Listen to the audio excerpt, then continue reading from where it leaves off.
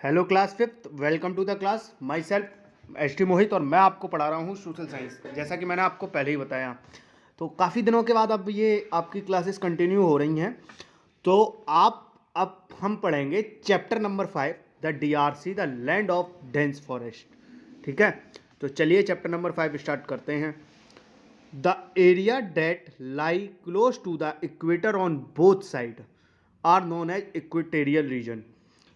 Area एक ऐसा area, एक ऐसी जगह जो जिसके जो इक्वेटर के क्लोज हो दोनों साइड से, उसको कहते हैं इक्वेटेरियल रीजन। ठीक है, एक एरिया जो इक्वेटर के क्लोज हो दोनों साइड से वो कहलाता है equatorial region. To understand the climate, natural feature, vegetation, landscape and life of the people of equatorial region, we will study about the country call the democratic Republic of Congo, the DRC, in this chapter. Climate, natural feature, vegetation, landscape और equatorial region के जो लोग हैं उनकी life के बारे में जानने के लिए, पढ़ने के लिए, समझने के लिए हम एक कंट्री के बारे में पढ़ेंगे इस चैप्टर में, जिस कंट्री का नाम है डेमोक्रेटिक रिपब्लिक ऑफ कॉन्गो, जिसको हम डीआरसी कह सकते हैं। क्या कह सकते हैं? DRC. The democratic Republic of Congo, formerly called Zaire, Democratic Republic of Congo पहले कहलाता था Zaire, is one of the most important countries of this region. ये एक इंपॉर्टेंट कंट्री है इस रीजन का। ठीक है, डीआरसी एक इंपॉर्टेंट कंट्री है इस रीजन का। It is an appropriate example to understand the climatic condition of the equatorial region and its affected on the lifestyle of people। ये बहुत अच्छा एग्जाम्पल है लोग वहाँ के जो इक्वेटेरियल रीजन है उसकी क्लाइमेट कंडीशन को समझने का, और उसकी वजह से क्या इफेक्ट पड़ते हैं वहाँ के लोगों की लाइफ स्टाइल पर, यह समझने का डीआरसी एक बहुत अच्छा एग्जाम्पल है। तो चलिए अब हम पढ़ते हैं। Location. The democratic Republic of Congo is located in the central part of the African continent between 5 degree north and 10 degree south latitude. जो डीआरसी है ये लोकेटेड है अफ्रीकन कॉन्टिनेंट्स के सेंट्रल पार्ट में, 5 डिग्री नॉर्थ से लेकर 10 degree south latitudes के बीच में। It is the third largest country in Africa in terms of area. ये एरिया के टर्म्स में तीसरा सबसे बड़ा कंट्री है अफ्रीका का। पहला कंट्री आता है सूडान, दूसरा आता है अल्जीरिया। अफ्रीका का, अफ्रीकन कॉन्टिनेंट का पहला कंट्री आता है सूडान, जो एरिया के पर्पस में बड़ा है, एरिया के उसमें देखें तो बड़ा है। दूसरा आता है अल्जीरिया और तीसरा आता है हमारा डीआरसी यानी कि the republic, democratic Republic of Congo.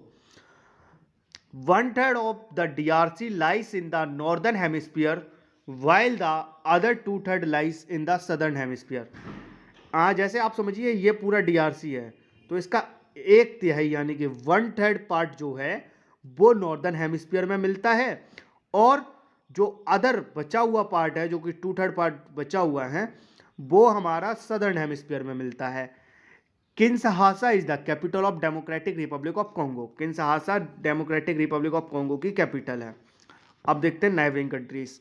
The democratic Republic of Congo has the following countries as its neighbours. ये पड़ोसी हैं डेमोक्रेटिक रिपब्लिक ऑफ कॉन्गो के। तो चलिए देखते हैं कौन कौन से पड़ोसी देश हैं। सेंट्रल अफ्रीकन रिपब्लिक और सूडान नॉर्थ में। ठीक है, सेंट्रल अफ्रीकन रिपब्लिक और सूडान नॉर्थ में पड़ोसी हैं। Uganda, Rwanda, Tanzania and Burundi in the east, ये ईस्ट में है। युगांडा, रवांडा, तंजानिया और बुरुंडी ईस्ट में इसके पड़ोसी हैं। Zambia and Angola in the south, Zambia and Angola south में है। कॉन्गो इन द वेस्ट, और कॉन्गो इन द वेस्ट में है। ठीक है, अब हम पढ़ते हैं geographical feature. The river Congo is the lifeline of the people of the democratic Republic of Congo. Congo नाम की नदी है जो कि डीआरसी के लोगों की लाइफलाइन है।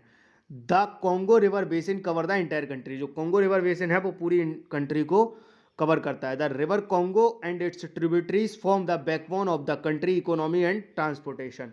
जो रिवर कॉम्बो है वो और उसकी जो ट्रिब्यूटरीज हैं, यानी कि उसकी जो उससे जो मिल के नदियाँ बनती हैं, वो कंट्री की एक इकोनॉमी और ट्रांसपोर्टेशन की बैकबोन है ये नदियाँ, ये याद रखिएगा। The river Kasai, Sangha, Ubangi, Aruwimi and Lulonga are the important tributaries of the river Congo. Kasai नदी, संगा नदी, उबांगी नदी, अरुविमी नदी एंड लुलोंग नदी, ये इंपॉर्टेंट ट्रिब्यूटरीज हैं कॉन्गो रिवर की, ठीक है।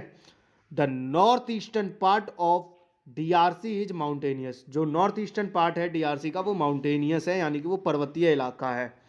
द मार्गेरिटा, मार्गेरिटा एक माउंटेन है जो कि 5190 मीटर का है, इसकी हाईएस्ट पीक है डेमोक्रेटिक रिपब्लिक ऑफ कॉन्गो में, ठीक है। जितने भी डेमोक्रेटिक रिपब्लिक ऑफ कॉन्गो में जितने भी पर्वत हैं उन सबसे ऊंची चोटी इसी की है, मार्गेरिटा की। There are also several lakes in the DRC, DRC में बहुत सारे लेक्स भी हैं, कई लेक्स हैं, जैसे कि एक है लेक एल्बर्ट, एक है lake Edward, lake Kivu and lake Tanganyika. Many of these lake situated in the eastern part of country, बहुत सारे लेक जो इसमें बताए गए हैं और भी बहुत सारे लेक वो ईस्टर्न पार्ट में, कंट्री के ईस्टर्न पार्ट में सिचुएटेड है, ईस्टर्न पार्ट में आपको देखने को मिलेंगे। अब हम पढ़ लेते हैं climate. The democratic Republic of Congo has hot and wet climate, democratic Republic of Congo का हॉट एंड वेट क्लाइमेट होता है। The country experiences high temperature and high humidity, country experiences करती है हाई टेम्परेचर और high humidity को। There is little variation in temperature during summer and winter, ठीक है, थोड़े थोड़े वेरिएशन आपको देखने में मिलेंगे समर और विंटर्स के दौरान। The length of the day and night is almost equal, रात और दिन की जो लेंथ होती है वो बराबर ही होती है लगभग। Gradually clouds build up and bring rainfall to the region, cloud बनते हैं और पानी बरसता है। In the democratic Republic of Congo DRC में it rains almost every evening, वहाँ पर हर इवनिंग रेन होती ही है, बारिश होती ही है।